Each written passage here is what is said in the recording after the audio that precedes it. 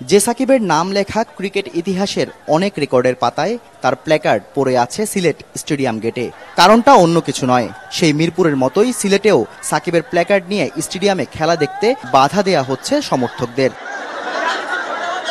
এখানেই শেষ নয়, আরও লজ্জাজনক ঘটনাও ঘটেছে। দায়িত্বরত সিকিউরিটিরা আখ্যা দিয়েছেন স্বৈরাচারও। বলছে যে আপনারা স্বৈরাচারের এগুলা নিয়ে ঢুকবেন কেন? সাকিব আল হাসান পুরো বাংলাদেশকে চিনাইছে। ক্রিকেট যতদিন বাঁচবে সাকিবও ততদিন বাঁচবে। সাকিবকে শুধু ক্রিকেটার হিসেবে যারা ভালোবাসে তাদেরকে যেন তারা এগুলো আর সামনে থেকে না করে। অথচ যারা তামিমের প্ল্যাকার্ড নিয়ে এসেছেন তাদের দেয়া হচ্ছে না বাধা। সাবেক বিশ্বসেরা অলরাউন্ডার সাকিবের ক্ষেত্রেই যত সমস্যা। সমর্থকরা বলছেন এমন ভাবে যদি চলতে থাকে সিলেটও একদিন দর্শক জনপ্রিয়তা হারাবে। সাকিবকে আমরা যদি মর্যাদা দিতে না পারি আমরা দর্শক বিন্দুর, কারণ সাকিব আল হাসান যা করেছে ওটা তো আমরা বিশ্ব সবাই জানে। এটা আমাদের জন্য, আমরা বাঙালিদের জন্য খুব লজ্জাজনক। এমন সিদ্ধান্ত নাকি বোর্ডের উপর মহল থেকে এসেছে, বলছেন দায়িত্বরত সিকিউরিটিরা। অথচ বোর্ড কর্তাদের দাবি ভিন্ন। এমন কোনো নির্দেশনাই নাকি দেয়া হয়নি। সমস্যা নাই, আমিও জানি তো সমস্যা নাই।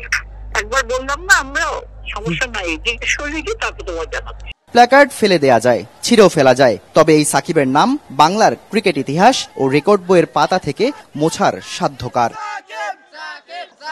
Shahriar Hossain, DBC news, Sylhet.